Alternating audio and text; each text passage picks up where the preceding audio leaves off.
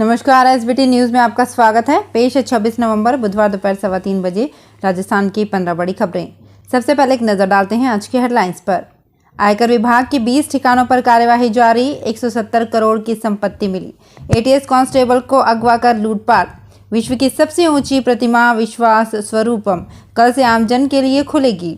साहूकारों के चंगुल से मुक्त होंगे राजस्थान के 5 लाख किसान। और अश्लील वीडियो बनाकर वायरल करने वालों को पुलिस ढूंढने निकली। और अब खबरें विस्तार से।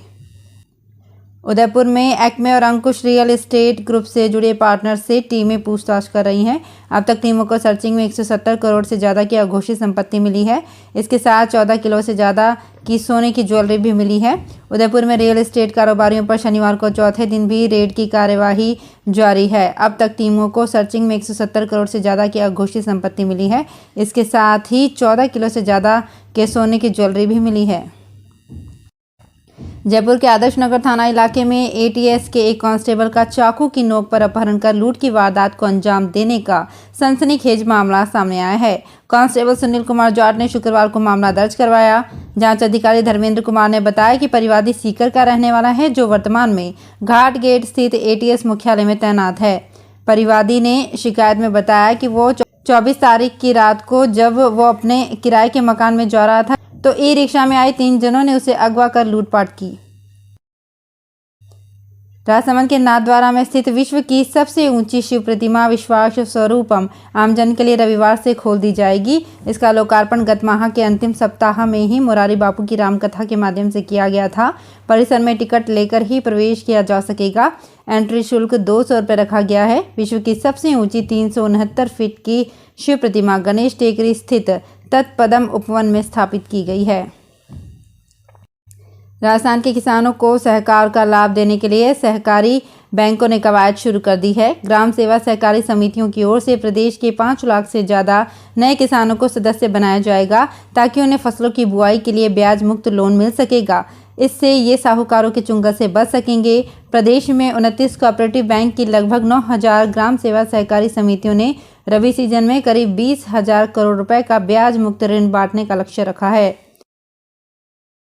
अधिवक्ता से ऑनलाइन ठगी के मामले में गिरफ्तार आरोपियों को लेकर डूंगरपुर की साइबर पुलिस मुख्य सरगना की खोज में अलवर और भरतपुर के लिए रवाना हुई है। पुलिस दोनों आरोपियों को भी साथ लेकर गई है और इस पूरे मामले में मेवात गैंग के सरगना तक पहुंच रही है। पुलिस को इस मामले में अहम सुराग मिले हैं। मुख्य सरगना पकड़ में आता है तो पुलिस इस प्रकार की लूट के अन्य मामलों तक भी पहुंच सकेगी।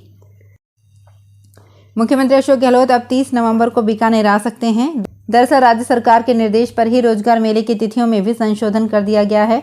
पॉलिटेक्निक कॉलेज में रोजगार मेला अब 28 व 29 नवंबर के बजाय 29 व 30 नवंबर को होगा।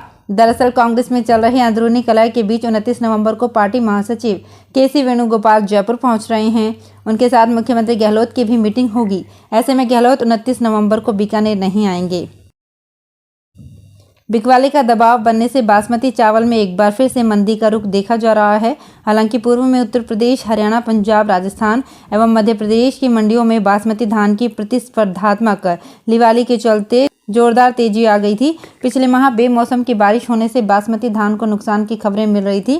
स्थानीय सूरजपोल मंडी स्थित व्यापारी मनोज सिंघल ने बताया कि करीब 95% राइस मिलों में प्रोडक्शन बढ़ने से बासमती चावल के भावों में फिलहाल गिरावट दर्ज की गई है।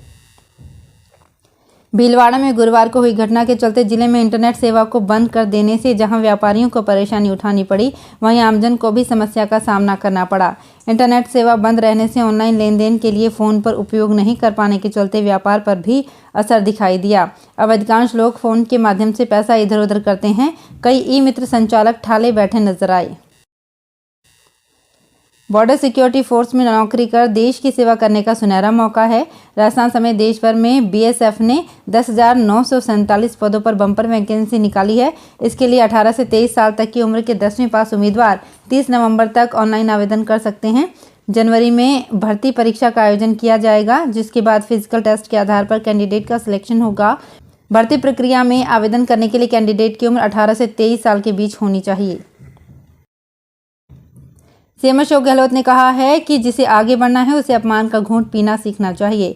डॉक्टर अंबेडकर किस तरह अपमान का घूंट पीकर आगे बढ़े ये सब जानते हैं। अंबेडकर अपमान का घूंट नहीं पीते और उलझ जाते तो आज उनका जो नाम देश दुनिया में है वो नहीं होता। महात्मा गांधी ने अपमान का घूंट पिया। साउथ अफ्रीका में फर्स्ट क्लास का टिकट होते हुए भी जब उन्हें ट्रेन से बाहर फेंक दिया गया। गहलोत जयपुर में राजस्थान शिक्षक संघ अंबेडकर और बाद में गुजरात के दरियापुर में चुनावी सभा में बोल रहे थे। भारतीय संविधान दिवस के अवसर पर आज यानी शनिवार को सुप्रीम कोर्ट में संविधान दिवस समारोह का आयोजन किया गया और इस कार्यक्रम में प्रधानमंत्री नरेंद्र मोदी से लेकर केंद्रीय कानून मंत्री किरेन रिजिजू ने हिस्सा लिया। सुप्रीम कोर्ट में संविधान दिवस समारोह के दौरान ई कोर्ट परियोजना के तहत विभिन्न नई पहलों और वेबसाइट का उद्घाटन किया गया। इतना ही नहीं, संविधान दिवस के मौके पर ही मोदी सरकार ने भारतीय भाषा समिति के गठन की भी जानकारी दी। नर्मदा नहर से सिंचाई के लिए पानी नहीं मिलने से परेशान किसानों का अनिश्चितकालीन महापड़ाव शनिवार को 10वें दिन भी जारी रहा। बाड़मेर जिले के धोरीमन्ना व गुड़ामालानी इलाके के किसान रामजी की गोल नर्मदा नहर पंपिंग स्टेशन पर महापड़ाव पर बैठे रहे। किसानों ने आंदोलन को तेज कर दिया है। 45 ट्रैक्टर्स के साथ साथ पैदल हाथों से हल लेकर रैली निकालकर प्रदर्शन किया। किसानों ने अल्टीमेटम दिया है कि शनिवार को शाम 4 बजे तक मांगे नहीं मानी गई तो हाईवे जाम किया जाएगा। चित्तौड़गढ़ के बाजार में रेडीमेड गारमेंट्स और कपड़ों की दुकानों पर गर्म कपड़ों की रेंज तो अक्टूबर के बाद ही आ गई, लेकिन तब ठंड न होने से गर्म कपड़ों का कारोबार भी ठंडा रहा। अब ठंड बढ़ते ही गर्म वस्त्रों की मांग बढ़ गई है। बाजार में गर्म कपड़ों की खरीदारी करने के लिए लोग पहुंच रहे हैं। नवंबर के दूसरे पखवाड़े से सुबह और शाम के समय ठंड महसूस की जाने लगी है। तापमान में गिरावट से लोगों में गर्म कपड़ों की मांग बढ़ी है। धौलपुर में एसपी धर्मेंद्र सिंह के निर्देशन में शनिवार को ट्रैफिक पुलिस ने बिना नंबर की गाड़ियों के खिलाफ अभियान चलाया है। ट्रैफिक पुलिस के अभियान में बिना नंबर के ट्रैक्टर, बाइक और जीप सहित सभी तरह की गाड़ियों को रुकवाकर नंबर लिखवाए जा रहे हैं। ट्रैफिक पुलिस ने अभियान के तहत अब तक 200 से अधिक बिना नंबर की गाड़ियों को रोककर उन पर नंबर लिखवाए हैं। ट्रैफिक इंचार्ज एसआई मंगतूराम ने बताया कि ये अभियान जारी रहेगा। तो फिलहाल इस बुलेटिन में इतना ही। फिर हाजिर होंगे कुछ और बड़ी खबरों के साथ। अगर आप भी अपने आसपास की छोटी बड़ी और महत्वपूर्ण खबरों से अपडेट रहना चाहते हैं तो सब्सक्राइब कीजिए हमारे चैनल एसपीटी न्यूज को और प्रेस कीजिए बेल आइकन पर।